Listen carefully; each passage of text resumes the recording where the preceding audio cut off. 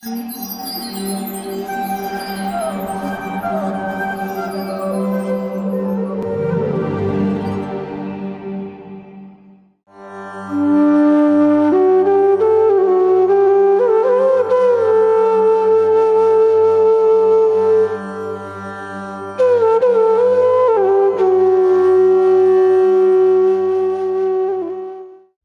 कृष्णा।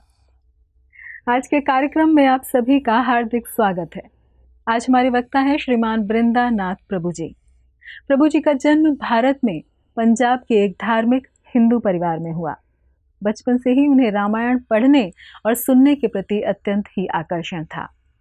प्रभु जी ने mechanical engineering का अध्ययन करने के पश्चात सन 2005 में यूएसए में बायोमैकेनिकल इंजीनियरिंग में पीएचडी की और जनरल मोटर्स के लिए safety performance integration and research engineer के रूप में कार्य किया।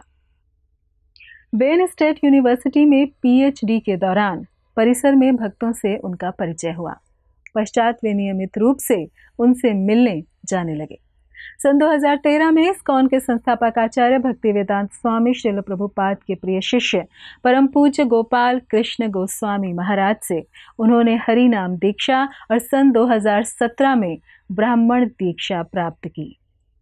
वर्तमान में वे अपने परिवार के साथ यूएसए में रहते हुए भगवत भक्ति का अभ्यास कर रहे हैं। वह नियमित रूप से स्थानीय उपनगरों में भक्ति वृक्ष व नाम हट्ट कार्यक्रम और महोत्सवों के आयोजनों के माध्यम से वहां के निवासियों के साथ कृष्ण भावनामृत को साझा कर रहे हैं। साथ ही साथ प्रभु जी नियमित रूप से इस्कॉन डेट्रॉयट और इस्कॉन फार्मिंगटन हिल मंदिरों में विभिन्न प्रकार की सेवाओं में संलग्न रहते हैं। तो आइए श्रवण करते हैं श्रीमान वृंदा नाथ प्रभु जी के मुखारविंद से। धन्यवाद। हरे कृष्णा।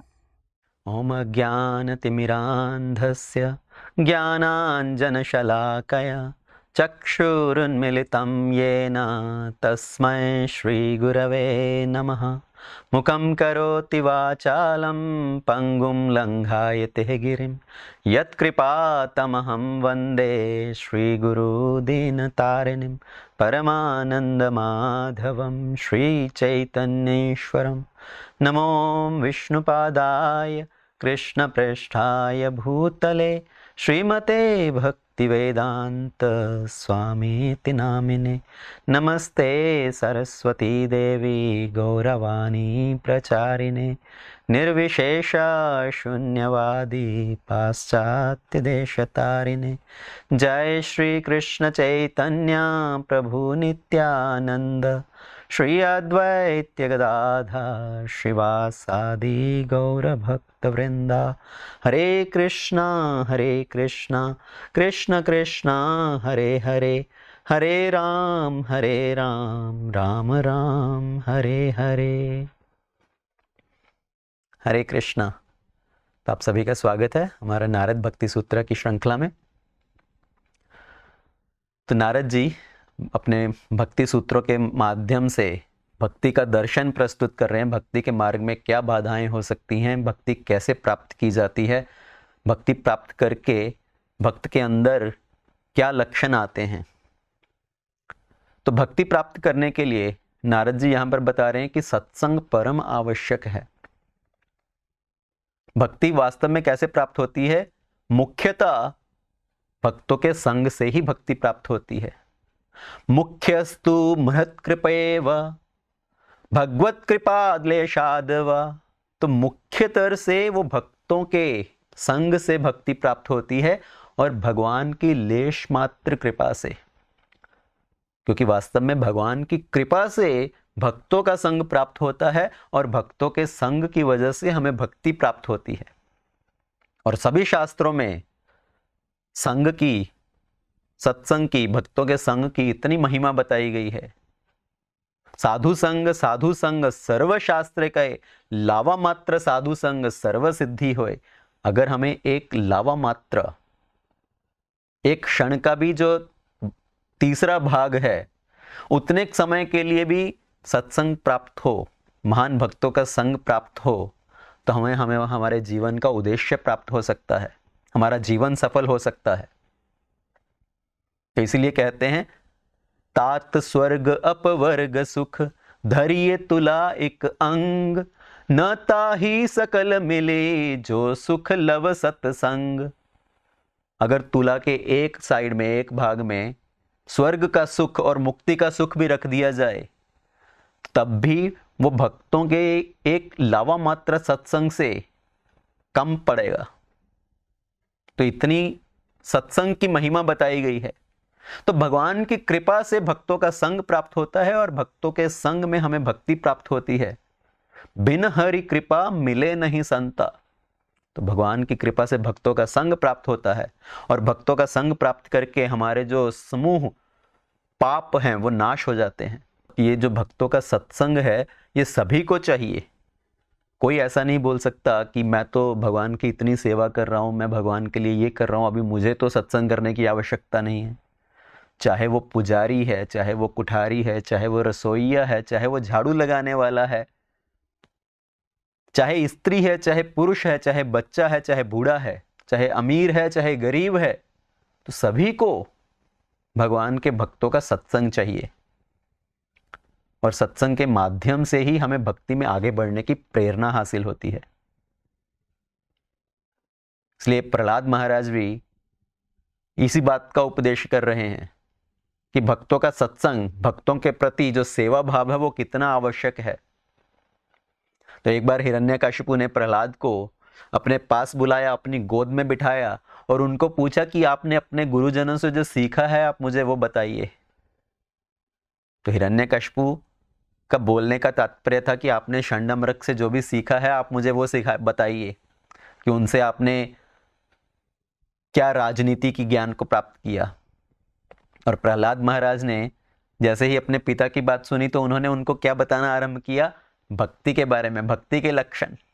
श्रवणम कीर्तनम विष्णु स्मरणम पाद सेवनम अर्चनम वंदनम साख्यम आत्मनिवेदनम।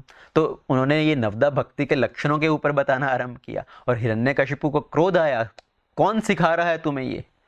षंडमृग के हृदय में भी भय उत्पन्न हुआ कि हमने तो ये सब नहीं सिखाया, कहीं हमें हिरण्यकशिपु के क्रोध का सामना न करना पड़े।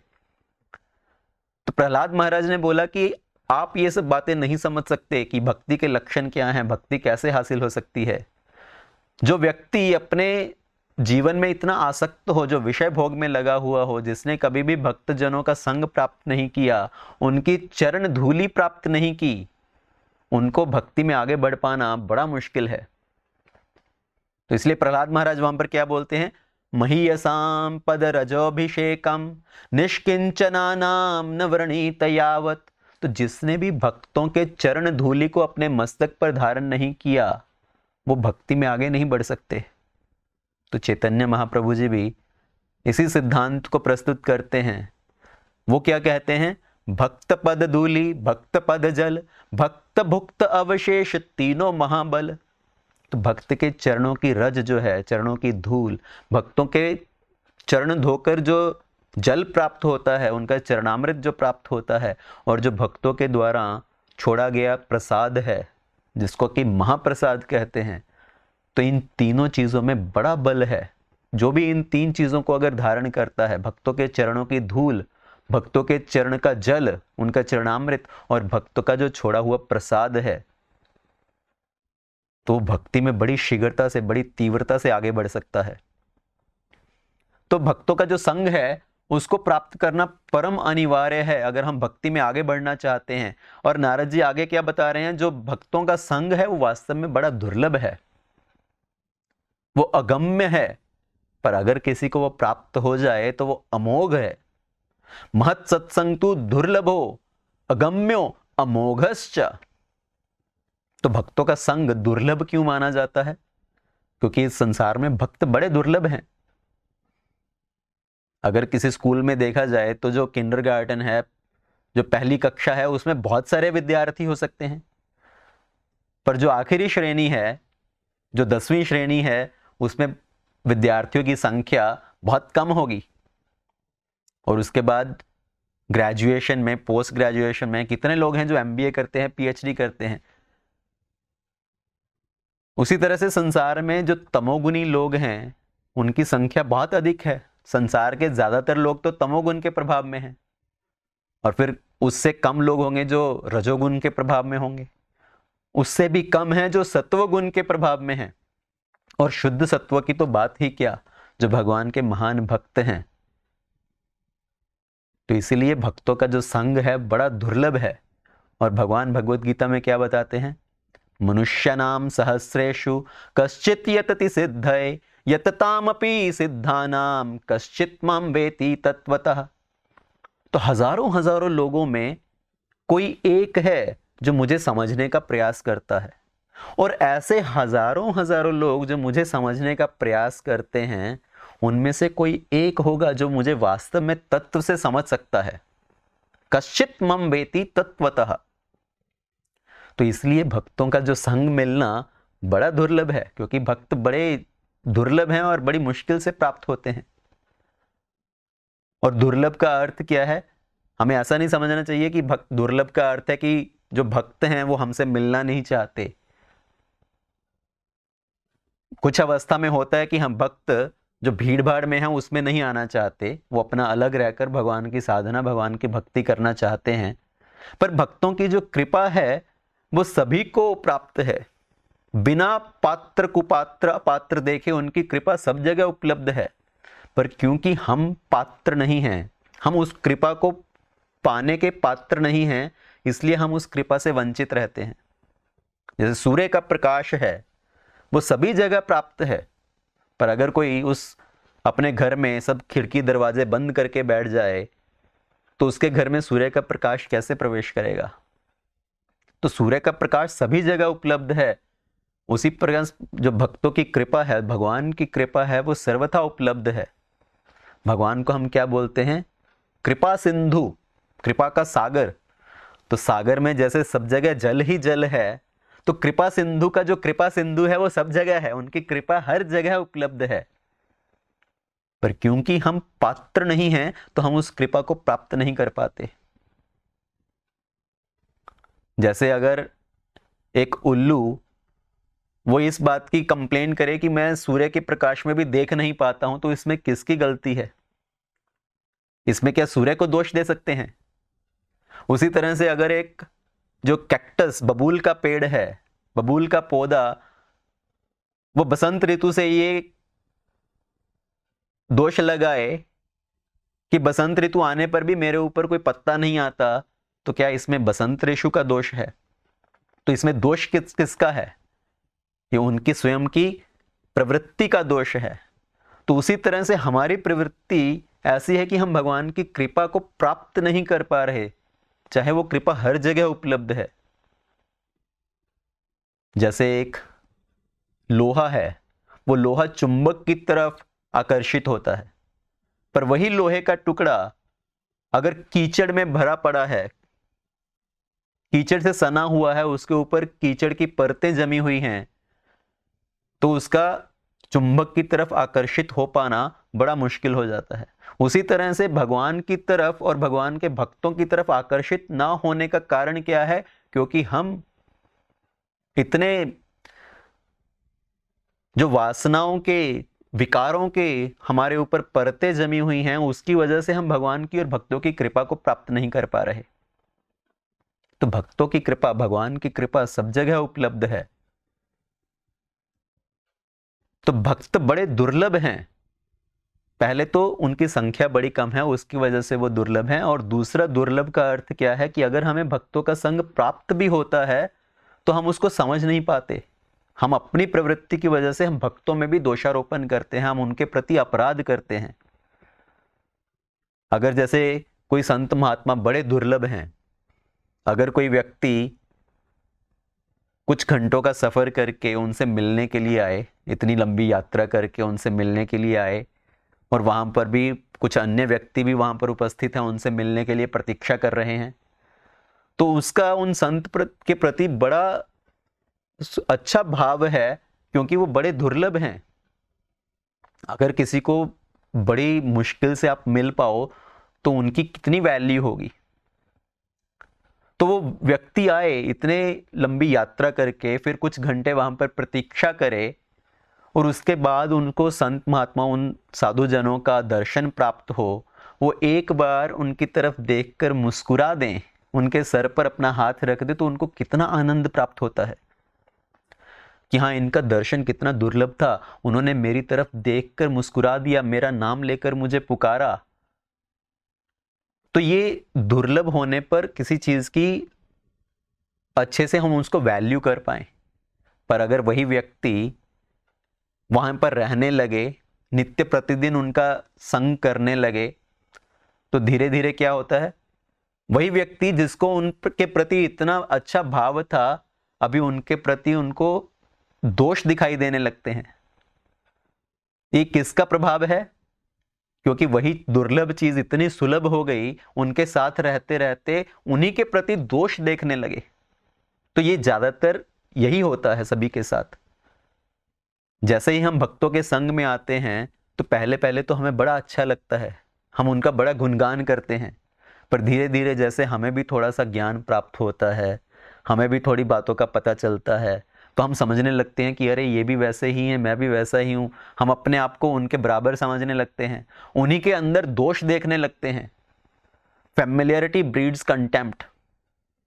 तो जितना हम उनको अधिक जानने लगते हैं, उतना ही उनके अधिक अंदर हम दोष देखने लगते हैं।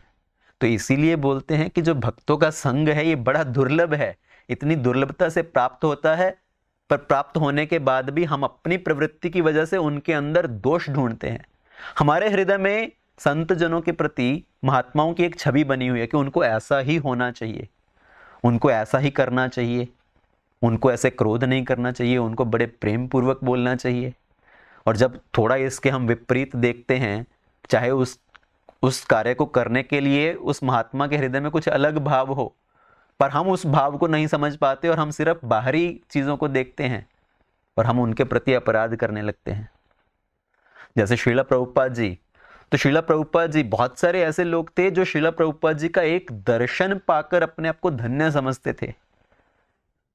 इतनी प्रतीक्षा करने के बाद प्रभुपाद जी का एक दर्शन प्राप्त हुआ, प्रभुपाद जी ने उनकी तरफ देखकर मुस्कुराया, तो वो जीवन भर उसको याद रखते हैं। उस क्षण को याद रखते हुए वो अपना भक्ति में आगे बढ़ते जाते हैं कि कैसे मुझे प्रभुपाद जी की कृपा प्राप्त हुई। पर बहुत सारे भक्त ऐसे भी हैं जो प्रभुपाद जी के अंदर भी दोष निकालते थे, जो प्रभुपाद जी की कृपा को पा नहीं सके, उनको समझ नहीं सके और उनसे दूर चले गए। क्यों? क्योंकि प्रभुपाद जी का जो उद्देश्य था वो क्या था? जितने भी उनके फॉलोअर्स हैं, जो उनके शिष्य हैं, उनकी जो सब गलत धारणाएं हैं उनको नष्ट करना। तो प्रभुपाद जी मांसाहार के प्रति बड़े कठोरता से बोलते थे। अगर कोई व्यक्ति भगवान को और अन्य देवी देवताओं को, अन्य बाबाओं को एक दर्जे से देखता है, तो प्रभुपाद जी उसके प्रति बड़ी कठोरता से बोलते थे, उनके इन सब जो गलत धारणाएं हैं उनको नष्ट करने के लिए। और पर कुछ लोग प्रभुपाद जी के इस भाव को, उनके इस मूड को समझ नहीं पाते थे। बोलते थे आप इतने बड़े संत महात्मा हैं, आप कठोर शब्दों का उपयोग क्यों करते हैं? तो संत महात्माओं को समझ पाना भी बड़ा मुश्किल है, क्योंकि हम अपनी एक कंडीशनिंग है, हमारे अंदर जो एक छवि है, हम उसी तरह से सबको देखना चाहते हैं। ऐसे ही वृंदावन के अंदर एक बड़े अच्छे संत महात्मा थे। उनके आश्रम में इतने कठोर नियमों का पालन होता था और बहुत थोड़े से ही उनके कुछ शिष्य थे उनके इन कठोर नियमों की वजह से। क्यों? क्योंकि पहले तो उनके आश्रम में जो बाल भोग है वो तो बनता ही नहीं था, जो ब्रेकफास्ट है वो तो कुछ होता ही नहीं था, और फिर राजभोग जो दोपहर का खाना है, तो उसमें जिसने जो पा लिया सो पा लिया, और जो रात्रि का खाना है ब्यारू, उसमें भी बड़ा ही थोड़ा सा, एक चपाती और थोड़ा सा दूध। और वो अपने सब शिष्यों को, फॉलोअर्स को बोलते थे कि बस साधना करो, भगवान का भजन करो। अगर कोई बोलता था कि गुरुजी, महात्मा जी, इससे इतने से भोजन से क्या होगा, एक चपाती से और थोड़ा सा दूध पीने से इससे इतने से भूख कैसे मिटेगी? तो बोलते थे चुप, ये जो शुदा है ये तो कुकरी के समान है, शुदा कुकरी। ये जो भूख है ये तो कुतिया के समान है। जैसे एक कुत्ते के आगे एक रोटी का एक टुकड़ा डाल दिया जाए, उसी से वो भौंकना बंद कर देगा, तो उसी तरह से भूख शांत करने के लिए थोड़ा सा ही काफी है। हमारा जो उद्देश्य है वो क्या है? भगवान की भक्ति करना, भगवान का भजन करना। तो उनके इतने कठोर नियम होते थे और इसलिए उनके आश्रम में बड़े थोड़े से ही शिष्य होते थे। तो क्योंकि लोग भक्तजनों का जो भाव है उसको समझ नहीं पाते, उनको पहचान नहीं पाते, इसलिए उनका संग प्राप्त करना बड़ा दुर्लभ है। तो नारद जी यहां के पर क्या बता रहे हैं? महत सत्संग तो दुर्लभ हो। और दूसरी चीज क्या है? महत सत्संग अगम्य। अगम्य का अर्थ क्या है कि अगर हमें सत्संग प्राप्त हो भी जाए, हमें भक्तजनों का संग प्राप्त हो भी जाए, तो भक्तों को पहचान पाना बड़ा मुश्किल है। भक्तों की पहचान सिर्फ उनके बाहरी वेशभूषा से नहीं होती कि इन्होंने जटाएं रखी हुई हैं या क्लीन शेव है, पूरा सिर पे बाल काट दिए हैं, या इन्होंने बड़ा अच्छा तिलक धारण किया हुआ है, कंठी माला पहनी हुई है, बड़ा अच्छा धोती कुर्ता पहन रखा है। तो ये सब भक्त होने के, साधु होने के लक्षण नहीं है, ये तो सिर्फ बाहरी दिखावा है। बहुत सारे लोग ऐसे होते हैं जो वेशभूषा बड़ी अच्छी साधु जैसी है, पर उनका व्यवहार बिल्कुल इससे विपरीत है। बहुत सारे लोग साधु होने का, भक्त होने का नाटक भी करते हैं। कुछ तो बड़े अच्छे वक्ता होते हैं, इतनी मधुर वाणी में भगवान की भी बारे में बातें करेंगे, पर उनका जो स्वयं का व्यवहार है उसमें बिल्कुल विपरीत। भगवान के कीर्तन में कुछ लोग ऐसे छाती पीट पीट कर रोएंगे कि हमसे अच्छा तो भक्त कोई हो ही नहीं सकता। पर ये सब भक्त के लक्षण नहीं है। भक्त का लक्षण क्या है? उनका स्वयं का चरित्र। तो भक्त को पहचान पाना भी बड़ा मुश्किल है, इसलिए भक्त अगम्य है। पर वही भक्त जो दुर्लभ है वो सुलभ हो जाए, उनका हमें संग प्राप्त हो जाए, बिना उनके प्रति अपना अपराध किए हम उनका संग प्राप्त कर सकें, उनको अच्छे से पहचान पाएं, तो उनकी जो कृपा प्राप्त होती है उसका फल वो क्या है? अमोघश्च। तो वो फल भी अमोघ है, जो व्यर्थ नहीं जाता, क्योंकि उनकी कृपा से हमारे जीवन में भी परिवर्तन आएगा, हम भक्ति में आगे बढ़ेंगे, हमारे अंदर ट्रांसफॉर्मेशन आएगा। तो जैसे एक धनी व्यक्ति हो, आप उस धनी व्यक्ति को जानते हो, और वो धनी व्यक्ति एक दिन अपने सेक्रेटरी को बुलाए और बोले कि इनके नाम पर 1 लाख रुपया ट्रांसफर करा दो इनके अकाउंट में।